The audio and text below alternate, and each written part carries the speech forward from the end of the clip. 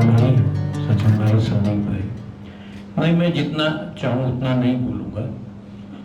मुझे आप सबसे बहुत सहानुभूति है, क्योंकि अभी सवेरे सवेरे अभी शुरुआत में राकेश ने कहा कि दिन भर आपको सुनना है, लोगों को सुनना है। तो पहले ये होता था कि माएँ जब काम वाम पे जाती थी ना, तो बच्चों को अफीम चटा देती थी। तो हम जो ऑर्गेनाइजर्स हैं वो क्या करते हैं, आप आए, आपको चाय पिला दी, नाश्ता खिला दिया, आप घंटे 2 घंटे बैठ गए, फिर आप थोड़ा बोर हुए तो कहा खाना खा लो, आपको खाना भी खिला देंगे। बदले में जो आपसे हम ले लेंगे वो बहुत खतरनाक है, इसलिए बहुत बच के रहिए, क्योंकि हम आपको कहानी कहना सिखा रहे हैं तो मतलब हम सीख चुके हैं, ये भी एक मुद्दा है ना। तो इसलिए मैं बहुत नहीं, पर फिर भी बोलूंगा तो सही। इंदौर से आया हूं, गाड़ी चला के आया हूं, तो बात तो करूंगी। बात शुरू हुई थी मौसम से। हम सब कम्युनिकेशन और समाज के बीच में काम करते हैं, और ये बहुत तय है कि जो हमारा शरीर है, जो मनुष्य का शरीर है, ये अधिकतम 37 डिग्री सेल्सियस तापमान सहने के लिए बना है। हम हमेशा उसका अतिक्रमण करते हैं। वो अतिक्रमण कौन करते हैं? जो सड़कों पर काम कर रहे हैं, जो खेतों में काम कर रहे हैं। हम तो यहां बैठे हैं, इस ठंडक में बैठे हैं, बाहर 37 होगी, 47 होगी। इस खुले में डामर का, गर्म डामर का काम कर रहे होंगे, या तो फसल काट रहे होंगे, अगली फसल की तैयारी कर रहे होंगे। तो एक 37 डिग्री के लिए बने शरीर को हम कहां तक इस्तेमाल कर रहे हैं, ये एक बहुत महत्वपूर्ण बात है जिसको देखना है। दूसरी 2 बातें सचिन भाई ने बहुत इंपॉर्टेंट कही थी। एक तो किताबों, मतलब पब्लिकेशन को लेके, गांधी को और सबको। इसमें एक और छोटी सी बात मैं जोड़ना चाहता हूं कि गांधी अकेले या दुनिया में एकमात्र ऐसा उद्यम है कि जब जेल से एक अखबार निकला, यरवदा जेल से 1932 में, हरिजन। ये विचित्र बात है कि जेल से अखबार निकलना, एक व्यक्ति की नैतिक ताकत कितनी होगी, वो क्या होगा व्यक्ति और उसके साथ में इस बात को भी सोचिए कि उसकी इच्छा यानी समाज की इच्छा है। एक तरफ जब पूरा सेंसरशिप है, उस वक्त पर एक आदमी अगर जेल से अखबार निकालता है तो उसके पीछे समाज कितना होगा कि उसकी उस बात को भी, उसका उपनिवेश जो है वो टाल नहीं सकता। तो ये एक बात है। और इससे मैं सोच भी रहा था कि शुरुआत कहाँ से करेंगे, कैसे करेंगे। वो हमेशा बहुत मुश्किल होता है कि कैसे हम करेंगे सवाल को, इस बात को शुरू करेंगे। एक और बात सचिन भाई ने कही थी कि हमें कम्युनिकेशन से क्यों रोक दिया जाता है और किस लिए रोका जाता है। हम जब थिएटर करते थे तो एक ब्रिटिश प्ले था, छोटा सा, नाम मैं उसका भूल गया, तो छोटा सा नाटक था, मुश्किल से 30-35 मिनट का होगा, 25 होगा। वो एक कारपोरेट की एक मीटिंग है, एक मीटिंग होने वाली है, और उस मीटिंग में सब लोग आए हुए हैं, सब कुछ है, और एक नई अध्यक्ष बनी है, महिला बनी है, और सब कुछ बात चलते चलते जो है वो जब मीटिंग हो गई, सब कुछ हो गया, तो एक नौजवान खड़ा हुआ, उसने पूछा कि मैं आज एक क्वेश्चन, मैं आपसे एक सवाल पूछ सकता हूं? तो महिला बोली नहीं। बोले क्यों? बोले मैंने भी ऐसे ही शुरुआत की थी। और सवाल पूछने से जो अगला रास्ता खुलता है, वो उसको शायद एमडी बनाता था, पर यहां जब सवाल पूछने से जो जरिया बनता है, वो जरिया इस व्यवस्था के परिवर्तन का हिस्सा बनता है, उसका एक माध्यम बनता है। इसलिए सवाल नहीं पूछ सकते आप, और सवाल पूछने से हमें हमेशा रोका जाता है। तो जैसे मैंने कहा कि कहां से शुरुआत हो, दूसरी जो महत्वपूर्ण मुद्दा है वो है समाज के निर्माण का। इसी से जुड़ा प्रश्न ये भी है कि सामाजिक नागरिक पहल क्या हमेशा रचनात्मक ही होती है? हम यहाँ है कि आत्मावलोकन, क्योंकि सबसे बड़ी जो मुद्दा है, जो सबसे ऊपर भी इस विषय में है, वो है आत्मावलोकन। एक व्यक्ति के नाते, एक समाज के नाते इस 21वीं शताब्दी में आत्मावलोकन की सबसे ज्यादा जरूरत है। और ये पिछले 15 साल में करीब और तेजी से ये बात उभर रही है। ये जो हमारा अपने अतीत को लगातार गौरवशाली बताने का और उस सबका जो अधिकार है, तो ये रचनात्मक होती रही है, होती ही है, या रचनात्मक ही रही है, ये एक सवाल हमारे सामने है। इस पर अक्सर पीछे लौटते लौटते हम एक स्थान पर या समय काल पर ठहर जाते हैं और उसके पीछे देखने से हम कतराने से लगते हैं और मान लेते हैं कि संभवतः यहीं से शुरुआत है। ज्यादातर मामलों में हम सिंधु घाटी की सभ्यता पर जाकर अटक जाते हैं और वर्तमान जो हमारा परिवेश है, जो पर्यावरण में है, उसमें हम ऋग्वैदिक समाज तक पहुंचकर स्थिर या स्थितप्रज्ञ हो जाते हैं, हम ठिठक जाते हैं, हम उसके आगे नहीं देख पाते।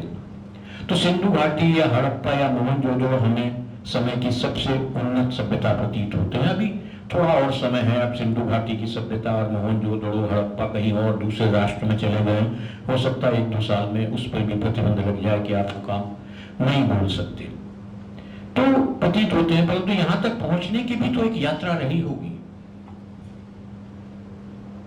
एक चरम पर विकास के या परिष्कार के चरम पर पहुंचने के लिए भी तो एक यात्रा रही होगी, है ना। कोई भी सभ्यता हो, संस्कृति हो, समाज हो, भाषा हो, एकाएक तो चरम पर नहीं पहुंच जाते। ये एक क्रमिक विकास का क्रम है।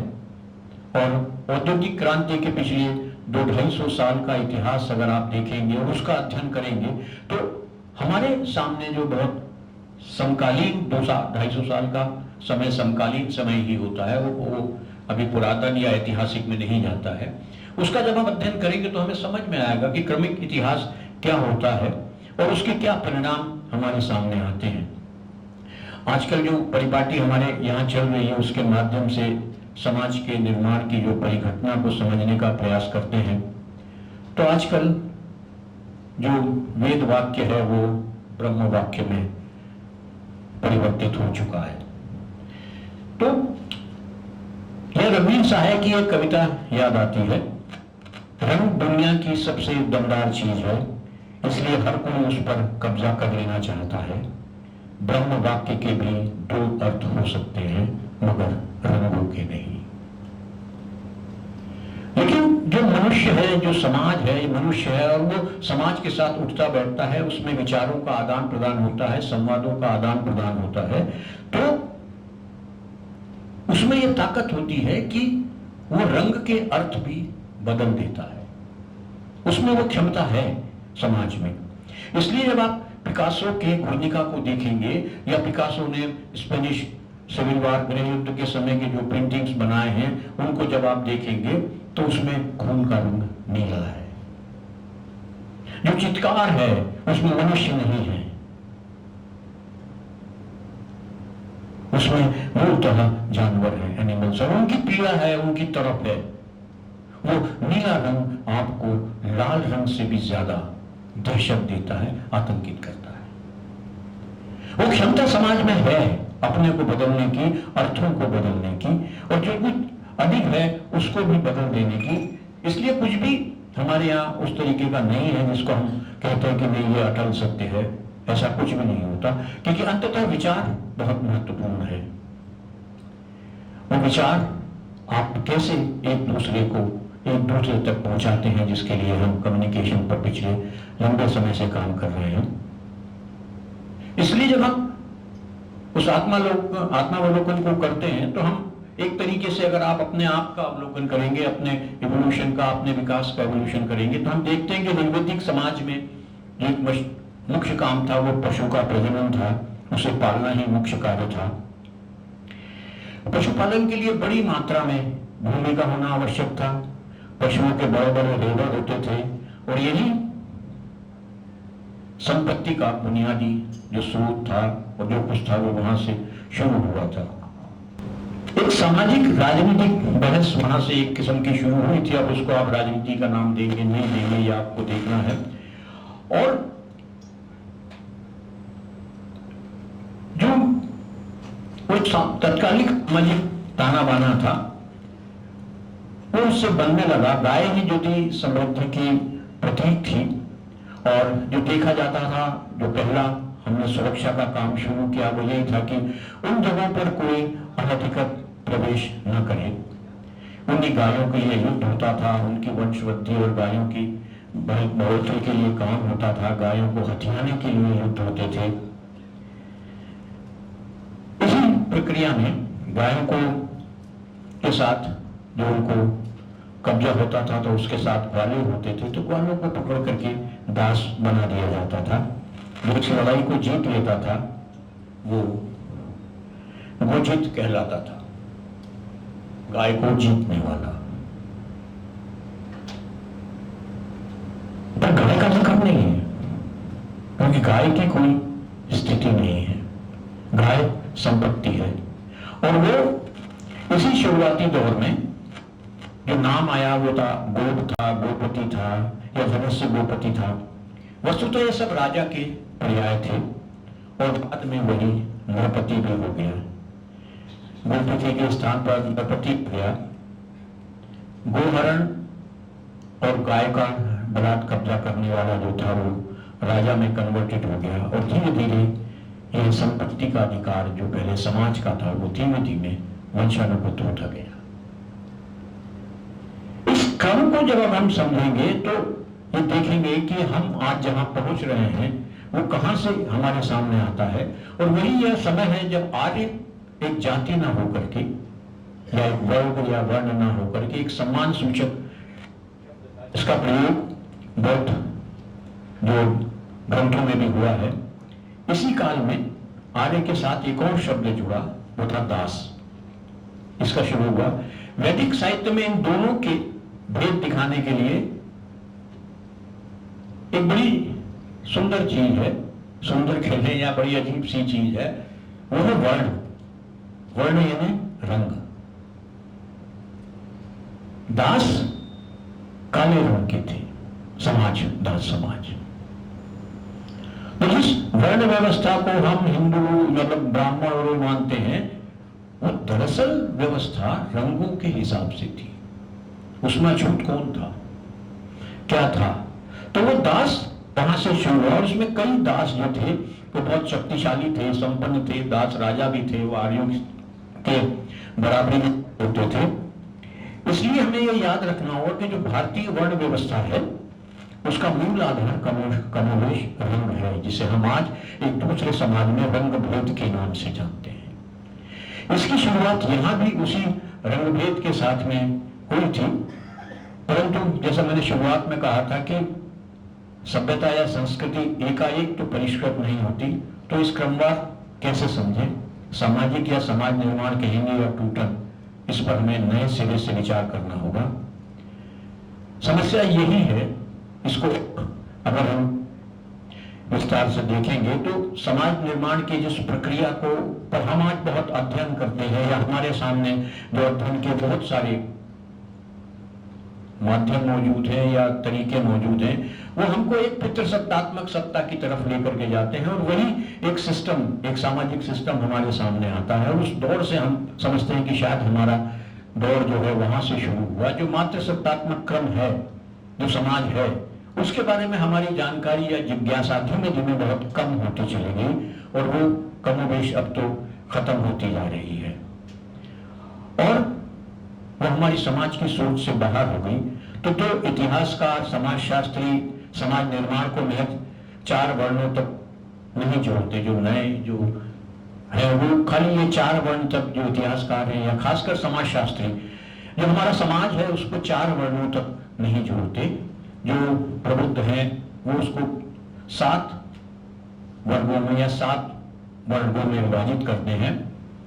सबसे पहले वो उसको लेते हैं नारी को, उसके बाद ब्राह्मण, क्षत्रिय, वैश्य, शूद्र, यहां तक हम सब उन चीजों को समझते हैं। इसके आगे दो और वर्ण वो बताते हैं, एक है दास और एक है अंतज।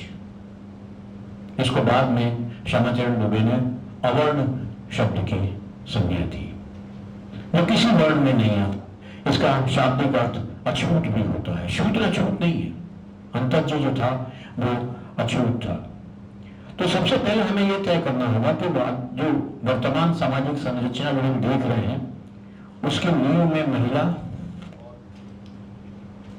जिस व्यवस्था को हम पिछले 4000 सालों से करीब देख समझ रहे हैं, उसमें देखते समझते हैं, उसमें जो पतन हमें दिख रहा है उसकी शुरुआत क्या निर्णय प्रक्रियाओं में महिलाओं के पृथक कर देने से, हटा देने से शुरू हुई है, जिससे हम आज तक गुजर रहे हैं। ये बदलाव क्यों, कैसे हुआ, ये जानना भी जरूरी है। और इसलिए जब हम अभी भी बौद्ध धर्म की और बाकी सबकी बात करते हैं, बौद्ध और जैन धर्म, जिन्होंने मूलतः धार्मिक कर्मकांडों का विरोध किया था, उससे साफ जाहिर है कि वो दोनों एक किस्म की सामाजिक समरसता को बनाने के लिए कार्य कर रहे थे, और एक सामाजिक पहल के तौर पर ये दोनों धर्म हमारे यहाँ विकसित हुए हैं। इस दिशा में हम और आगे बढ़ते हैं तो हम गौतम बुद्ध के समय को जब देखते हैं तो स्त्रियों के प्रवेश को लेकर जो भगवत बुद्ध हैं वो उसको होने वाली हानि का पूर्वाभ्यास कर कहते हैं, कोई भी श्रेष्ठ धर्म वैसे तो अवश्य ही 1000 वर्षों तक जिंदा रहता है, किंतु यदि स्त्रियां उसमें प्रवेश करें तो वह 500 वर्षों में ही ठहरेगा, यानी 5 स्त्रियों के प्रवेश से वो नष्ट हो जाएगा। अंततः वे स्त्रियों के प्रवेश को लेके राजी भी हो जाते हैं, लेकिन भिक्षुओं ने जब भगवत के पास आकर प्रश्न किया तो तथा भगवान और गुरु प्रवचित श्रमणों को आप स्त्रियों के प्रति कैसा आचरण करने का निर्देश देते हैं, और भगवत ने कहा स्त्री को देखने से बचो। अगर तुम किसी स्त्री को देखते हो तो ऐसे हो जैसे देखा ही न हो, और उससे कोई वार्तालाप न करो। यदि उससे वार्तालाप आवश्यक है तो निर्मल हृदय से करो, अपने मन में विचार करो कि एक श्रमण के रूप में मुझे इस पाप पूर्ण संसार में कमल की निर्मल पंखुड़ी की तरह रहना है, उस पंख से पूर्णतः रहित जिससे वह उगता है। ये कुल 15 उद्गार हैं, जिसमें से जो 3 सबसे सॉफ्ट हैं वो मैं आपको सुना रहा हूं। ये सबसे सॉफ्ट, सबसे कोमल है।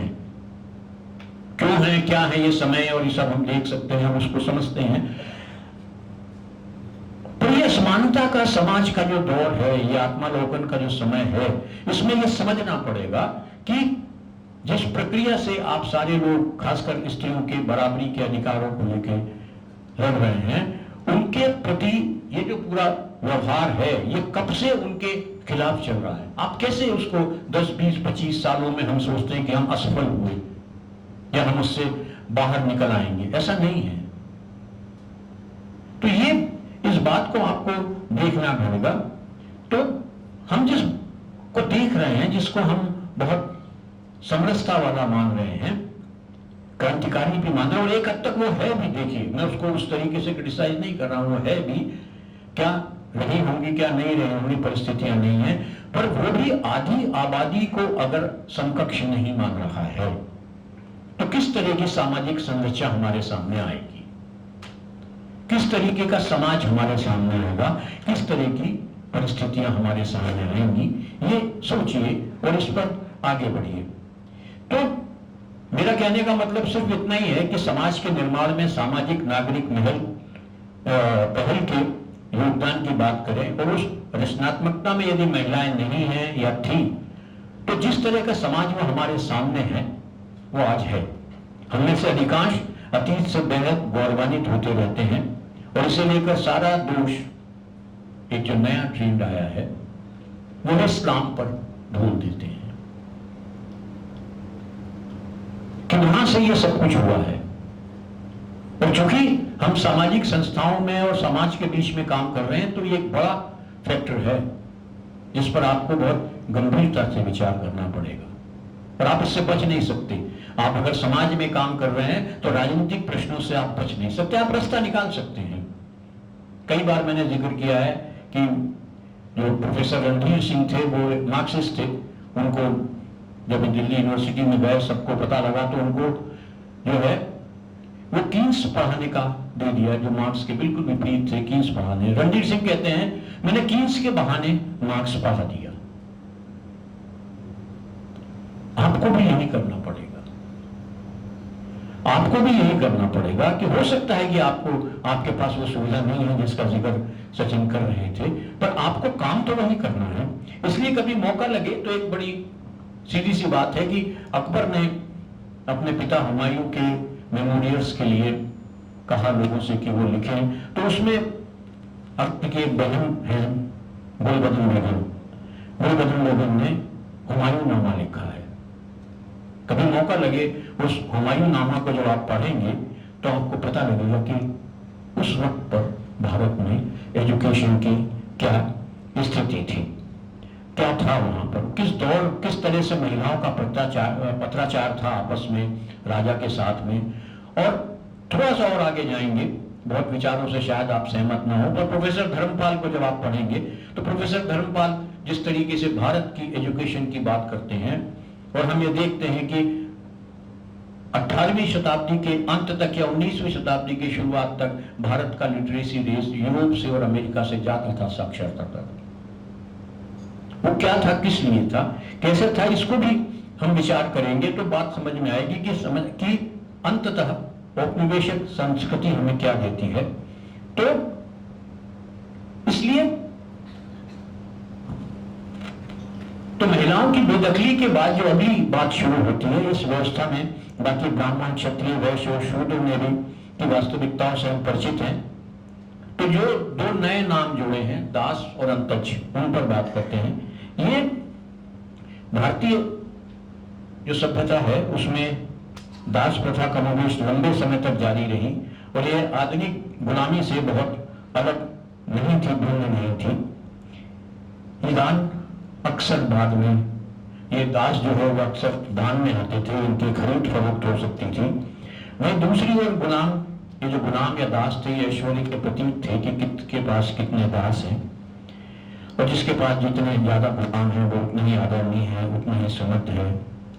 जाति प्रघात के विकास से पहले इस तरह की ये गुलामी या दास प्रथा था, और ये धीमे धीमे शूद्र में परिवर्तित हुआ, और शूद्र से अंतज तक हम जब पहुंचते हैं एक परंपरा चली आ रही है भारतीय संस्कृति में, जिसको हम कहते हैं त्याग की, अतिशय त्याग की, सत्यनिष्ठा के साथ बलिदान की, और एक बेसिक मूलतः आत्मसमर्पण की। ये काम किसके सुपुर्द है? ये कार्य मूलतः भारतीय स्त्री करती है या यज्ञ का पशु करता है, और ये अपेक्षा की जाती है कि बाकी के 3 वर्णों के लिए बिना विचार किए ये कार्य पहले दास करता था, बाद में अब शूद्र से करवाया जाए। तो हम लोग सामान्यतः उपरोक्त 4 वर्णों पर आकर ठहर जाते हैं, परंतु जो 5वां वर्ण है अंतज यानी अछूत, ये कमोबेश वह वर्ग था, इसका प्रभाव आज भी हमें कई जगह पर मिलता है। एक नया नामकरण इसका महादलित हो गया है। शूद्र के पास भी संपत्ति हो सकती थी, लेकिन अंतज या अछूत के पास नहीं। यही इसे समझना होगा। अगर डिटेल में पढ़ना चाहते हैं तो मनुस्मृति के 12वां अध्याय को जब आप पढ़ेंगे तो आपको यह वर्ण अलग से समझ में आएगा कि इस वर्ण का हम अलग से कोई उल्लेख भी नहीं करना चाहते, पर जहां तिरस्कार है वहां उसको करते हैं। और जब ये अंदर शहर में घुसते थे उस काल में, तो इनके हाथ में लकड़ियां होती थी, ये लकड़ी बजाते हुए आते थे कि इनका छाया भी किसी पे न पड़े। आधुनिक काल में अभी 60-70 साल पहले तक जो है वो महाराष्ट्र का एक हिस्सा है, वहां पर जो लोग थे उस अंचल में अनिवार्य था कि उनके गले में एक नारियल का पात्र लटका रहता था जिसमें उनका थूक जमीन पर न गिरे, और पीछे एक झाड़ू बंदी होती थी कि जहां वो जाए तो पीछे से झाड़ू लगती जाए। ऐसे समाज में और मैं जो कुछ कह रहा हूं ये किसी दुर्भावना से नहीं कह रहा, नहीं अतीत को धुतकारने के लिए। मेरा सिर्फ यही कहना है कि उपरोक्त अनाचार, अत्याचार, जो भी आप कहना चाहें, कि समानांतर समाज में एक धारा हमेशा से विद्यमान रही है जो लगातार मानव और मानवता के विकास को समर्पित रही है। क्योंकि सचिन भाई ने और विकास संवाद ने एक बहुत सुंदर पुस्तक भारत में सामाजिक नागरिक पहल का सफरनामा प्रकाशित कर दिया था, इसलिए मैं उस विषय से अलग हटा और वो सारी बातें आपके सामने आ भी गई, जिसमें प्राचीन स्थिति से लेकर और आधुनिकतम 2022 तक की जो स्थिति है वो आपके सामने है। तो वो सारी संस्थाएं हैं, वो सारी जिन्होंने काम किया है सर्वेंट ऑफ सोसाइटी से लेकर के, पर उनको जब आप पढ़ेंगे समझेंगे तो बात है, पर उसके पीछे का जो दर्शन है, जो उसके पीछे की स्थितियां हैं, वो आपके सामने है। इसी में एक और मुद्दा है, एक बड़े पर्यावरणविद हुए हैं ब्राइडेन कहा कि जो कुछ भी है वो जो एनवायरनमेंट है, पर्यावरण है, मनुष्य उससे बंधा हुआ है, वो उसकी जो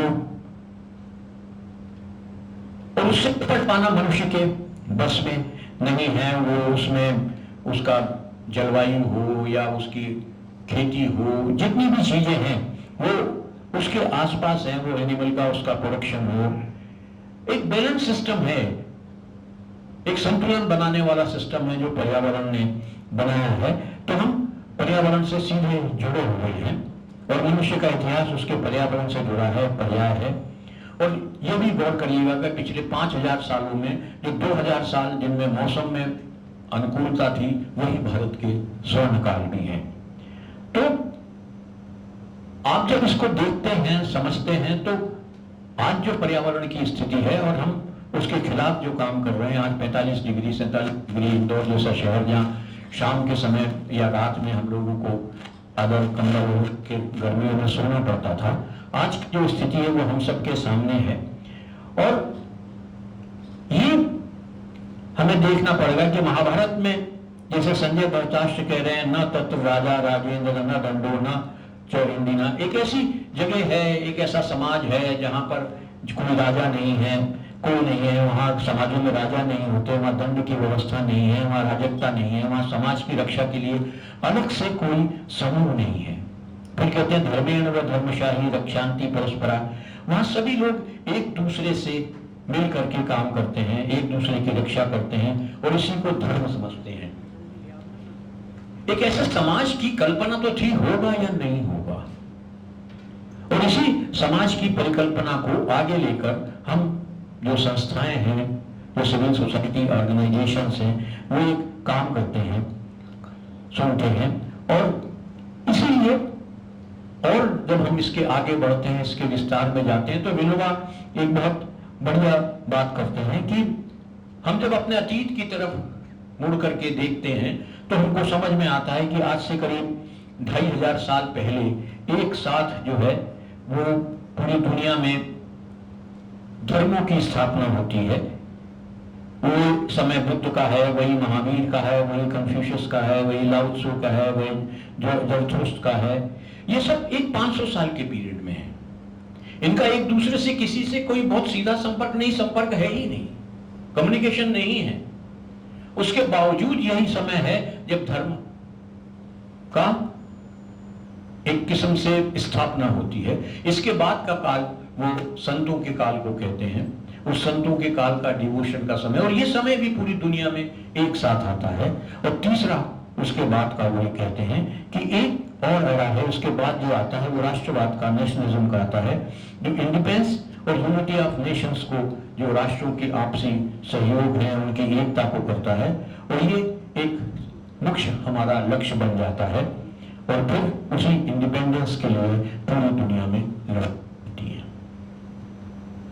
ये मात्र 90-95 शब्द का एक उनका कथन है और ये पिछले 2-3 हजार साल के हमारे इतिहास को दोहराता है। 1492 में कोलंबस अमेरिका पहुंचते हैं, 1776 में अमेरिका का गठन होता है, 1789 में फ्रांस की क्रांति होती है। ये दुनिया को बदलते हैं, एक नई तरह की व्यवस्था में हमारे सामने आते हैं। 1688 से 1815 तक का जो काल है वो लॉन्ग 18th सेंचुरी है, जिसमें जो है वो नए सिरे से औद्योगिक क्रांति की शुरुआत होती है और उसकी दहलीज पर पहुंचा। और यही जो औद्योगिक क्रांति है जिसका मैंने कहा था आप अध्ययन करेंगे, जिसने यूरोप की, खासकर इंग्लैंड के और आसपास के राष्ट्रों की जो पूरी सामाजिक व्यवस्था थी उसको छिन्न भिन्न कर दिया। बड़े स्तर पर गांव से शहरों की ओर पलायन हुआ। जो अच्छे से रह रहे थे वो कहीं वापस गंदी बस्तियों में रहने लग गए। लेकिन भारत जैसे देशों में इस औद्योगिक क्रांति का उल्टा प्रभाव पड़ा। जब आप समाज का अध्ययन करेंगे और आपको लगेगा कि ये उल्टा होगा, क्योंकि हम उस तरीके से कभी भी सिर्फ कृषि आधारित समाज नहीं थे। हमारे यहाँ एक संतुलन था कि शहरों में अपने काम धंधे थे, अपना रोजगार था, सब कुछ चीजें थी। इस औद्योगिक क्रांति उपनिवेश के आने के बाद औपनिवेशिक काल में वो सब बहुत बुरी तरह से बंद हुआ और एक तरीके से शहरों के लोग वापस गांव में गए। एक पूरी सामाजिक संरचना बदली, एक रिवर्स माइग्रेशन हुआ। और ये जो पूरा परिवर्तन हुआ उसमें एक नए किरण की समस्या हमारे सामने खड़ी हो गई और एक भयानक विपरीत परिस्थिति हुई। और यही वो समय है कि जब एक नेशन स्टेट और राष्ट्र राज्य की परिकल्पना हमारे सामने आती है। यूरोप को कच्चे माल की जरूरत थी, हमारे पास कच्चा माल था। एक नई किस्म से औपनिवेशिक उसकी तैयारी हुई। 1757 में ईस्ट इंडिया कंपनी के आने के बाद से पहला 1757 में पहला एक दवाखाना उन्होंने वेस्टर्न मेडिसिन का खोला। ये शुरुआत में सिर्फ उनके लिए था, उनके अपने कर्मचारियों के लिए और बाकी सबके लिए और अपने सैनिकों के लिए। धीमे धीमे वो राज्य के बाकी लोगों के लिए आया। और पिछले 200-250 साल में जो एक पूरा इंडियन सिस्टम था मेडिसिन का या इलाज का, वो पूरी तरह से खत्म होता चला गया। और धीमे धीमे इसके परिणाम स्वरूप हमारी बुनाई, कताई, जो सारे काम धंधे हैं वो खत्म हुए। और हमारी जो सामाजिक संरचना थी, जो संस्थाएं थी जो काम कर रही थी, वो बुनकरों की हो, बाकी सबकी हो, वो सब धीमे धीमे खत्म होती गई। और सबसे बड़ी बात ये हुई कि कृषि पर जो एकदम से भार पड़ा, वो 250 साल में कृषि और कृषक संकट से नहीं उबर पा रहे हैं। इसलिए हमारी जो सोच है, जो स्टोरी टेलिंग है, उसमें ये कैसे आएगा। ये कोई आज की घटना नहीं है कि हम कह दें कि आजादी से पहले या आज की है। ये 250 साल का जो हमारा फर्क है। और इसीलिए जो जिक्र हुआ कि 1815 में राजा राम मोहन राय जिस तरीके से आगे आते हैं, एक कदम लेते हैं समाज का, और उसके बाद 1857 में पहला स्वतंत्रता संग्राम होता है। और जिस कानून का जिक्र किया सचिन ने कि 1860 में सोसाइटी रजिस्ट्रेशन एक्ट बनता है। 1860 में ब्रिटिश शासन 1858 में कायम होता है। 1860 में जो पुराना जो सबसे पहला काम था, वो शायद जो पहले कानून थे उसमें सोसाइटी रजिस्ट्रेशन एक्ट है। और उसकी प्रस्तावना में लिखा है, यह कानून इस उद्देश्य के साथ प्रस्तुत किया गया है कि यह उन समितियों का पंजीकरण कर उनकी वैधानिक स्थिति में सुधार करेगा जो कि साहित्य, विज्ञान या ललित कलाओं को प्रोत्साहन देने या उपयोगी ज्ञान के फैलाव हेतु परोपकारी उद्देश्य से गठित की गई है। आज इसका विस्तार कहाँ है, कहाँ तक है। आज 166 साल बाद हम थोड़े बहुत संशोधनों के साथ इसी कानून के अंतर्गत हम में से ज्यादातर लोग काम कर रहे हैं। अब तो सामाजिक नागरिक संस्थाओं के साथ जो हो रहा है उसको आप सब लोग भुगत ही रहे हैं। FCRA का जो वैध रूप किन पर प्रकट होता है और किन पर वो नहीं, या किन के प्रति वो सॉफ्ट है, ये भी आप सबके सामने है। गांधी कहते हैं, समाज की मेरी कल्पना यह है कि जहां हम सब समान पैदा हुए हैं, अर्थात हमें समान अवसर प्राप्त करने का हक है, वहीं सबकी योग्यता भी एक सी नहीं है। हम सबकी योग्यता एक सी नहीं होगी, पर हमें समान जीवन जीने का हक है। ये जो असमानता लगातार बढ़ रही है और एक गरिमापूर्ण जीवन जीने के लिए जो सब कुछ हमारे आसपास है उसको हमें देखना पड़ेगा, समझना पड़ेगा। और जब ये और भी महत्वपूर्ण तब हो गया, और खासकर जब आप कम्युनिकेशन के फील्ड में काम कर रहे हैं, कि हम एक चौथी क्रांति में प्रवेश कर चुके हैं, औद्योगिक क्रांति में।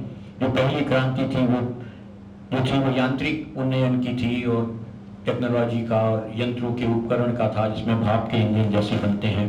दूसरी में जो था वो कहीं ना कहीं बिजली का उत्पादन हुआ, मास प्रोडक्शन में आए। तीसरी जो क्रांति थी वो इंटरनेट और इसकी डेटा वाली जो क्रांति थी आपकी, उस पर आई। ये चौथी औद्योगिक क्रांति के युग में जो प्रवेश कर रहे हैं, ये 21वीं शताब्दी की देन है। इसमें जो है वो, इसको हम एक तरीके से नया जो नाम दिया है वो इंटेलिजेंस एज का नाम है, बुद्धिमत्ता का काल कहा जा रहा है। इसमें आर्टिफिशियल इंटेलिजेंस है, जीन एडिटिंग है, मशीन टू मशीन कम्युनिकेशन है। मनुष्य कहां जा रहा है? अब कम्युनिकेशन जो है वो मशीन टू मशीन कम्युनिकेशन है। जिस संचार पर, जिस संवाद पर हम काम कर रहे हैं, उसमें ये technology machine to machine communication है। आदमी बीच में से हट गया। हमारी जरूरतें कहां जाएंगी, कैसे होंगी, और यहीं पर हम सब जो संचार के लिए इकट्ठा हुए हैं, उनके अस्तित्व को, खतरे को समझिए कि जो हम समाज में एक संवाद स्थापित करने, स्टोरी टेलिंग के लिए जाते हैं। अनादिकाल में रोम में जो गुलाम बनाए जाते थे, उनकी एक शर्त होती थी कि वो मूल भाषा, रोमन भाषा नहीं जानते हो, जिससे, और वो ये भी था कि गुलाम इसलिए चाहिए कि हम शारीरिक रूप से मुक्त हो सके, बौद्धिक काम कर सकें। आज के जो परिणाम है, आज 3000 साल बाद स्थितियां फिर आप देखेंगे कि कहां जा रही हैं। मनुष्य की बुद्धिमत्ता और शारीरिक क्षमता दोनों के विकल्प या तो ढूंढे जा रहे हैं और अधिकांश के ढूंढ लिए गए हैं। कल भी बात चल रही थी कि बुद्धिमत्ता के विकल्प के साथ आप शारीरिक विकल्प भी ढूंढ रहे हैं कि एक होगा, एक व्यक्ति होगा, एक रोबोट होगा, वो हल लेगा, हल ले जाके जोत देगा। तो ये जो मनुष्य के को रिप्लेस करने का जो पूरा प्रोसेस हम सबके सामने चल रहा है, उसको हम देखेंगे कि गुलामी और वर्तमान परिस्थितियों की तुलना कीजिए। तीसरी दुनिया के जो हमारे साथी हैं, जो आईटी और बाकी में काम कर रहे हैं, आज 12 से 14 घंटे काम कर रहे हैं, समय से पहले बूढ़े हो रहे हैं और एक सर्टेन टाइम के बाद अनुत्पादक से होते जा रहे हैं। मनुष्य की विशिष्टता जो है, उसका विकल्प तैयार किया जा रहा है और हम सब सुन रहे हैं। वो कहते हैं हम समय बचा रहे हैं, तो बचे समय में हम क्या कर रहे हैं? ओटीटी देख रहे हैं। इस बचे समय का हम लोग क्या उपयोग कर रहे हैं? समाज करीब करीब टूटने के वर्ष पर है। सामाजिक नागरिक संस्थाओं की इसमें क्या भूमिका होना चाहिए? इतिहास है वो सचिन भाई आपको बता चुके हैं, जो आपकी लिगेसी है, जो आपकी विरासत है, एक शानदार परंपरा जो आपके साथ है। उसी सर्वेंट ऑफ सोसाइटी से गांधी यहां आते हैं गोखले के साथ में। लेकिन वो जो 3 जी हैं, एक गोखले, एक गांधी, एक गोडसे, इन 3 के बीच में स्थितियां फंसी हुई हैं।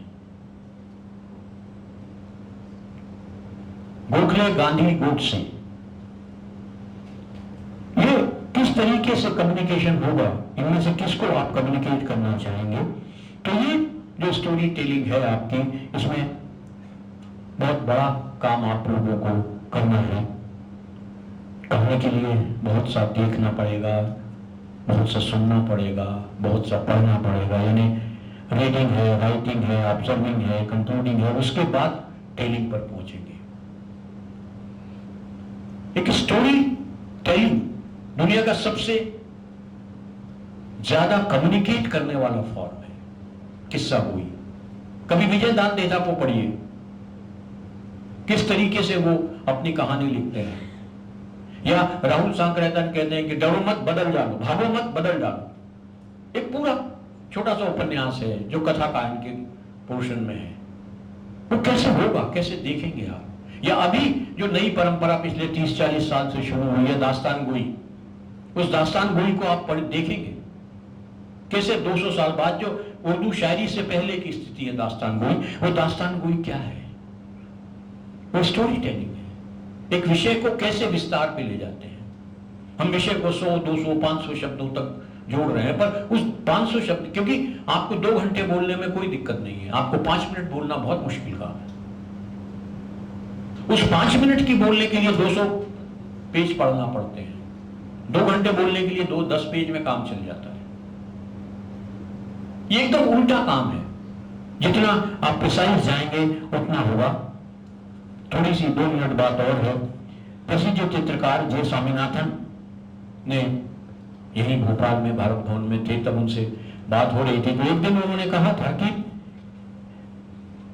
तकनीक को लेकर के बात चल रही थी। उस वक्त जो सबसे नई तकनीक थी वो वीडियो कैमरा था। स्वामी जी कहते हैं कि मेरा जो आदिवासी मित्र है, वो मित्र संबोधन करते थे, मेरा जो आदिवासी मित्र है मैं उसको 10 दिन के अंदर ये सिखा सकता हूं। उसके लिए पढ़ना लिखना जरूरी नहीं है तकनीक के लिए। तकनीक पर आपको जो जरूरी है विचार के लिए वो समझ है, वो आंख है उसके पीछे की। आप सबके पास एक 4 इंच बाई 6 इंच का एक सबसे नया उपकरण है, आप सबके पास कैमरा है, पर रघुराय क्यों रघुराय होते हैं? अभी 8 मई को एक बहुत महत्वपूर्ण घटना हुई। आप में से जो इस फील्ड में काम करते हैं बता सकते हैं क्या था 8 मई को? हाँ, नहीं, 8 मई को अभी क्या था? डेविड एटनबरो का 100वां जन्मदिन। लिविंग प्लेनेट और पूरी दुनिया में पिछले 70 साल से वो फिल्में बना रहे हैं, अभी जिंदा हैं। अभी इसी साल उनकी एक फिल्म रिलीज हुई है। आप इस फील्ड में काम कर रहे हैं और आप डेविड एटनबरो को नहीं जान रहे कि उसका बर्थ कब है।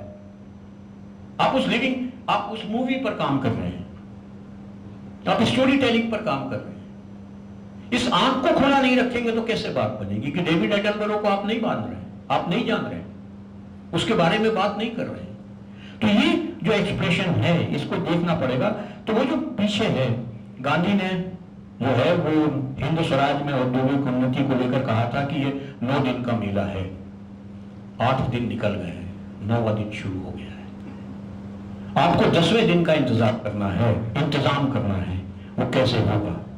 इसलिए जो नागरिक सामाजिक संस्थाएं हैं उनको नए सिरे से एक बार गांधी, गोखले, विनोबा ऐसे तमाम लोगों ने जो संस्थाएं बनाई हैं उनका अध्ययन करना होगा कि कैसे 15-15, 20-20 हजार लोग उन संस्थाओं में जुड़ करके काम करते हैं।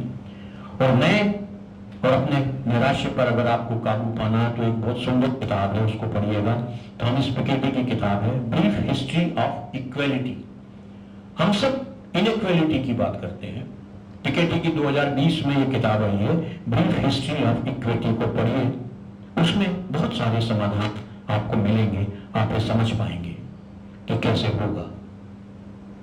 हम जिस युग में हैं, अभी सचिन भाई ने भी जिक्र किया था कि, और मैं इससे पहले ये कहूंगा कि विपरीत परिस्थितियों में भी अगर आप देखेंगे कि कैसे इक्विटी के लिए हम बढ़ते हैं, इनइक्वालिटी को खत्म कर, हम कर पाए या ना कर पाए एक अलग बात है। आप अगर हार्वर्ड फास्ट का स्पार्टकस पढ़ते हैं तो उसमें पहली लाइन ही यहां से शुरू होती है कि गुलामों का युद्ध जो है, गुलाम हार चुके हैं और सबको जो है वो फांसी पर चढ़ा दिया गया है। वहां से वो कथा शुरू होती है और आपकी पूरी दुनिया को वो बदल देती, आपके मानस को बदल देती है।